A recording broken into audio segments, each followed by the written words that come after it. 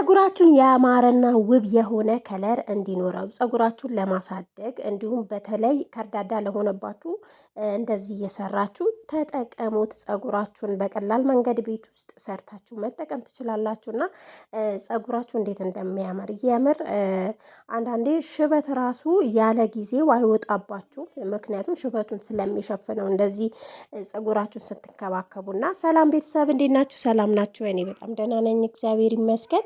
እናንተም በያላችሁበት ዓለም ዳርቻ ሰላማችሁ ይብዛ። እንግዲህ ለቻናል አዲስ የሆናችሁ ቤተሰብ እየሆናችሁ ተቀላቀሉ።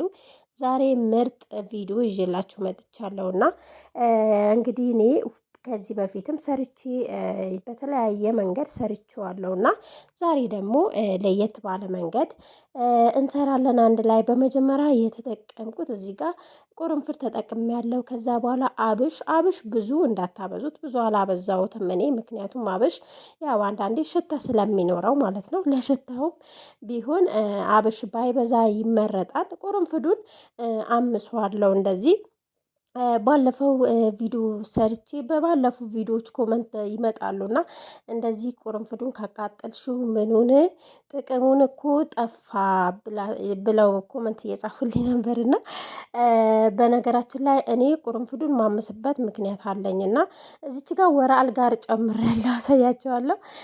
የላውሩ ቅጠር ይባላል በኢትዮጵያ ማለት ነው። ቁርንፍዱን ማምሰው አንደኛ መፍጫዬን እንዳይሰብርብኝ፣ ሁለተኛ ደግሞ ምንም ብታምሱትም ቢሆን ጥቅሙን አይወጣም ማለት ነው። ጥቅሙ ተኖ አይወጣም እዚህ ጋር ማለት ነው። ስለዚህ ማወቅ ያለባችሁ ነገር ይሄ ነው ማለት ነው። ምክንያቱም አንዳንዴ እንደ ቦታችሁ እንዳላችሁበት ቦታ ይወስነዋል። እርጥበት ምናምን ካለ ስትፈጩት ራሱ አይፈጭም፣ በቃ ጭምድድ ብሎ ይቀመጣል ማለት ነው። እርጥበት ከሌለው ደግሞ አካባቢያችሁ ያላችሁበት አካባቢ ምንም ችግር የለውም ባታምሱት ራሱ ማለት ነው። ከዛ በኋላ እንግዲህ እኔ አምሼዋለሁ እንደዚህ እኔ ሁልጊዜም ቢሆን አምሼው ነው የምጠቀመው ማለት ነው። እና እንግዲህ ሁሉም ሰው እንዳጠቃቀሙ ይለያል። አብሹ ግን አላመስኩትም፣ ምክንያቱም አብሹ ራሱ ሲታመስ በጣም ነው ሽታው ውልቅ ብሎ የሚወጣው እና እዚህ ጋር እንዲቀዘቅዝልኝ ያደረኩት። ከቀዘቀዘ በኋላ ደግሞ አንድ ላይ አብረን እንፈጨዋለን ማለት ነው። እዚች ጋር ወረ አልጋር ትንሽ ነበር የነበረኝ፣ እዚህ ጋር ነበረኝና ጨመርኩበት። ወረ አልጋር በጣም ብዙዎች እኛ አበሾች ብዙ ጊዜ አንጠቀመውም እንጂ በሌላ ሀገሮች በጣም ነው ለፀጉር ፌመስ የሆነ እና ፀጉር ማሳደጊያ እንዲሁም ደግሞ ለተለያየ ሽታ ራሱ የምንጠቀመው። እኔ ምግብ ስሰራ የምጠቀመዋለሁ። ዶሮ ምናምን ሲሰራ ሽታው በጣም ደስ ነው የሚለው፣ ይሄ የወራ አልጋሩ ማለት ነው።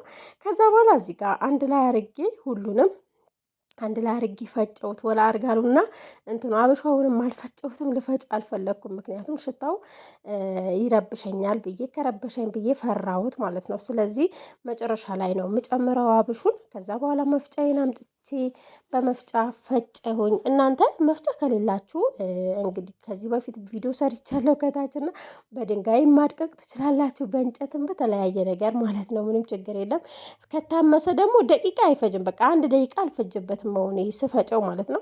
ከዛ እዚህ ጋር እንግዲህ እንዳያችሁት አብሹ ጨመርኩት ማለት ነው። ልፈጨው አልፈለኩም አብሹና እንደዚህ ሆኖ እሳት ላይ ስለማቆየው የአብሹ ጥቅም አንድ ላይ ይዞልኝ ይወጣል ማለት ነው። እና ሽታው ግን በጣም ነበር ደስ የሚለው። በጣም አንድ ላይ ሲዋሃዱ እንደዚህ በጣም ነው ደስ የሚለው። ቡና ካላችሁ ብትጨምሩበት፣ እናንተ ግን ያላችሁ ነገር መጨመር ትችላላችሁ። ከዛ በኋላ ኤክስትራ ቨርጂን ኦይል ነበር የተጠቀምኩት እኔ እንግዲህ የሁል ጊዜ ግብአቴ ነውና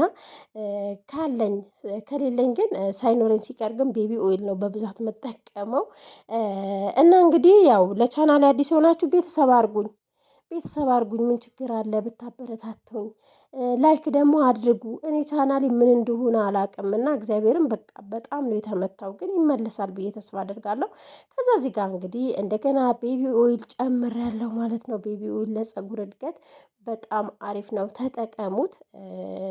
ያው ምናልባት እንዳየ አካባቢያችን ውድ ሊሆን ይችላል። እንደዚህ ሰርታችሁ መጠቀም ትችላላችሁ። አይ ደግሞ ጊዜ ከሌላችሁ ደግሞ መስራትም አይጠበቅባችሁም ማለት ነው። ከዛ በኋላ እሳት ላይ ግዴታ መቆየት አለበት። አንደኛ የአብሹን ጥቅም እንዲወጣልኝ አንድ ላይ ለ30 ደቂቃ ነው 40 ደቂቃ ያክል ግን ስራዬን እየሰራው እሳት ላይ አቆይቼዋለሁኝ። እና እሳት ላይ ስታቆዩት ዘይቱ እራሱ ጥልል ብሎ ይወጣልና እንትኑ ወይ ዝቃጩ ወደ ታች ዝቅጥ ይላል። ሲደርስ ራሱ ነው በቃ ራሱ ክልል ብሎ ስለሚወጣ ማለት ነው።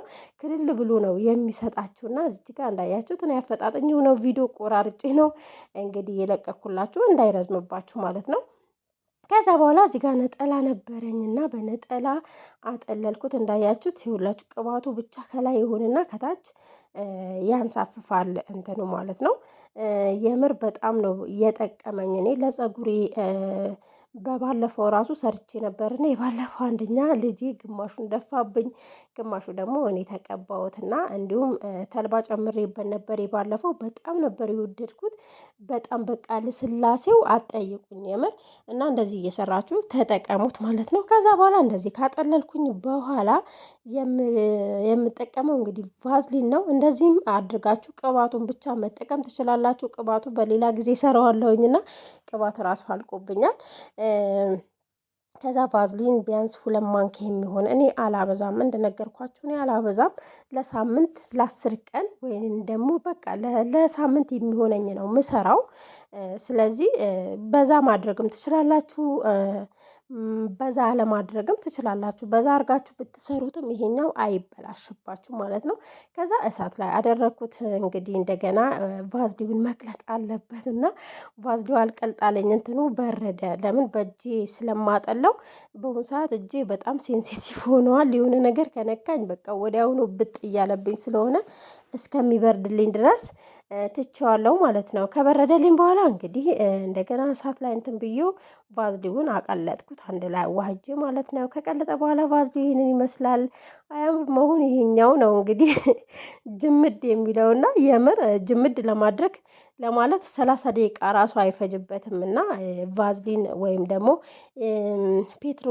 ፔትሮሊየም ጄል ራሱን የቻለ የመጅመድ ኃይል አለውና እንግዲህ እሱን ከጨመርኩ በኋላ ከታች ደግሞ ዝቃጭ ተርፎ ነበር በእንትኑ የወጣው በነጠላው የወጣውና ዝቃጩን አላስቀመጥኩትም። ነገር ግን እናንተ ቫዝሊው ራሱ ወደ ታች እንትን በሚል ሰዓት ዝቃጩ ወደ ታች ይቀራል ማለት ነው። መጨረሻ አካባቢ ቅባታችሁን ስትጨርሱ ወይ ምንድነው ማስክ ላይ መጨመር ትችላላችሁ። የፀጉር ማስክ እንደዛ መጠቀም ትችላላችሁ። እንግዲህ ይሄኛው በሁለተኛ ቀን ከሁለተኛ ቀን በኋላ ነው የቀረጽኩት ቪዲዮውን እና ፀጉሬ እንደዚህ ሰርቼው ነበር። ፈታው አንዱ ፈትቼው አንዱ ደግሞ ያው አሁን እየፈታሁት ነው። እና ፀጉሬ እግዚአብሔር ይመስገን የምር በጣም ለውጥ አለው። ካሜራዬ ምን እንደሆነ አላውቅም።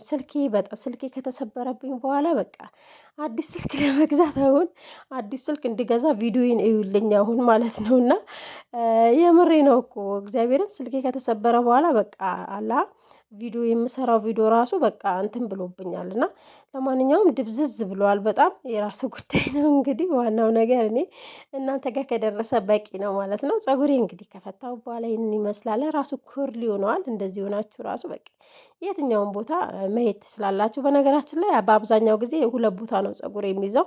የትም ስወጣ ፍትት አድርጌው በቃ መውጣት ማለት ነው። እና ቅባቱን ደግሞ ይሄንን ይመስላል። በጣም ነው የተመቸኝ፣ በጣም ነው የወደድኩት። የአብሹ ሽታ ምንም የለም። ሽታው በጣም ደስ ይላል። ደስ የሚል ሽታ ነው ያለው እና ሰርታችሁ ተጠቀሙት። በጣም ቀላል ነው። ያን ያክል ጊዜ አይወስድም። ሰዓት አይፈጅባችሁም። እና አንዳንዴ ደግሞ ምናልባት ቻናል የሌላችሁ ካላችሁ ቻናል ክፈቱ። የምር ያበረታታችኋል እና ስሩ ስሩ ይላችኋል። አትሊስት ራሳችሁን ትጠብቃላችሁ ብዬ አስባለሁኝ እኔ። እና አሁን አብዛኛው ሰው ያው ቲክቶክ ሰፈር ነው የሚሆነው። እዛ ከምትውሉ ራሳችን እየጠበቃችሁ በዛም ደግሞ ገንዘብ እየሰራችሁ እንትን ትላላችሁ። ምን ችግር አለው? ከዛ በኋላ እንግዲህ ይህንን ይመስላል የዛሬ ቪዲዮ። ፀጉሬን እንዳያችሁት ነው፣ አላበጠርኩትም እና ኮርሊ ሆኖ ተጠቅልለዋል እና በጣም ወድጄዋለሁ። በሌላ ቪዲዮ እንገናኛለን። መልካም ቆይታ ይሆንላችሁ። ባይ ባይ። ላይክ አድርጉ።